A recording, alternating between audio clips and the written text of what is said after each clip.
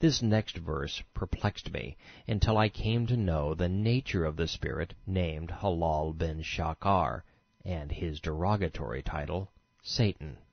Quran 59, verse 16. They, the Jews, are like Satan when he tells a man not to believe. When man denies, Satan says, I have nothing to do with you. I fear Allah, the Lord of men and jinn. Well, it's fascinating that Satan fears Allah and sees him as the Lord. This isn't the most important insight. Quran 59:17. Both, Jews and Satan, will go into the fire of hell, dwelling therein forever. Such is the reward of the Zalimun, the disbelievers and polytheists. At first blush, this was a house divided. We have seen time and again that the only spirit dark enough to have inspired Islam is Satan. But this verse condemns Satan to hell. How is that possible, if they are one and the same? For the answer to that question, let's turn to the book that introduced the world to this demonic spirit. The name that is transliterated from Latin as Lucifer is only mentioned twice in the entire Bible. In the midst of his prophecy on World War III, the all-Islamic war to be launched against Israel in the last days, Isaiah says this about Islam and its dark spirit. The rule of the oppressor, which is from Nagros, one who uses tyranny to harass, tax, and oppress, in other words, Islam, will come to an end. Those who smote, which is from Nakah, meaning to strike, exile, murder, punish, or slaughter. The Jews in rage and anger with unceasing blows, and in fury subdued, terrorized, the nations with relentless aggression will be persecuted. Hell itself will be moved. The pompous, gloating leaders, arrogantly swelling with pride and boastful speech, will be brought from their graves like maggots spread out. How have you fallen, cast out of heaven, O Halal bin Shakar! You have been cast down to the earth and diminished. You use prostration to weaken the Gentile nations. You boasted, I will ascend to heaven. I will exalt my throne above God. I will abide in the meeting place of the most sacred mount, Moriah, home of Satan's most flamboyant shrine, the Dome of the Rock. You said, I will make myself like the Most High, but you are brought down to the grave, to the depths of the pit. The offspring of the wicked will not rise up to inherit the land, that being Israel, or rule over the earth. This is Isaiah 14, amplified from the original Hebrew. The prophet Isaiah connected many of the dots for us. He reveals that Satan was a fallen angel, and that pride led to his ruin. He is destructive, leading men to their doom, and he wants to be worshipped in place of Yahweh.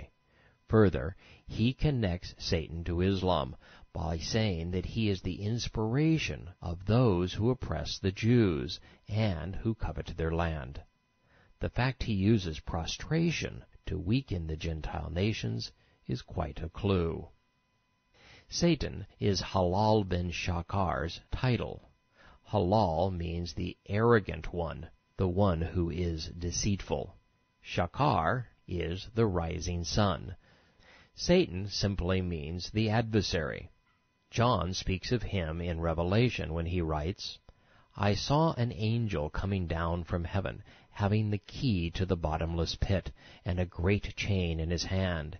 He laid hold of the dragon, that old serpent, which is the devil, Satanos, Satan, the adversary. He bound him for 1,000 years. He shut him up so that he could no longer deceive the nations. This is Revelation 20. Satan is a derogatory title for Halal bin Shakar, a spirit who deceives and leads men astray. It means the adversary. Halal bin Shakar, of course, detests the adversary title, as he wants to be God, not God's opponent. Adverse means unfavorable, unpleasant, poor and undesirable. It is not the kind of image a spirit who wants to be worshipped would be fond of having hung around his neck. Understanding Halal bin Shakar and his disdain for the adversary or satanic title is central to understanding the spirit that underlies Islam, the spirit that enticed and inspired Muhammad to such egregious behavior. Paul, speaking to the Corinthians of the false doctrine and prophet to come, said, I am concerned that just as Chaba, who we mistransliterate as Eve, was deceived and beguiled by the serpent's cunning, your minds may some day be corrupted. For if someone comes and preaches another Yeshua, who is different, if you receive another spirit, or hear a different message of good news, you may be susceptible. I may not possess eloquent speech, or be an apostle who requires your obedience, but I know what is true, and have manifested to you. The truth of the Messiah is in me, and I will continue doing this in order to cut the ground from under those who would seize the opportunity to boast about. For such men are false prophets, deceitful teachers, masquerading as messengers of God. And no wonder, for Satanous, the adversary, transfigures himself and disguises himself into an angel of light. In other words, Halal bin Shakar pretends to be Gabriel. This is from 2 Corinthians chapter 11, amplified from the original Greek. Paul is saying that Satan will transform himself into the image of an angel and deceive men using a false prophet.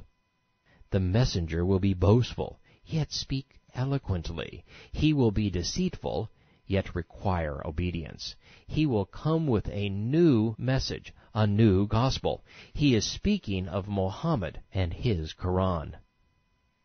By putting these things together, we discover that Halal bin Shakar, as presented in Scripture, is the perfect match for Allah, the demented and deceitful spirit of the Quran. And we know that Satan hates the adversary title.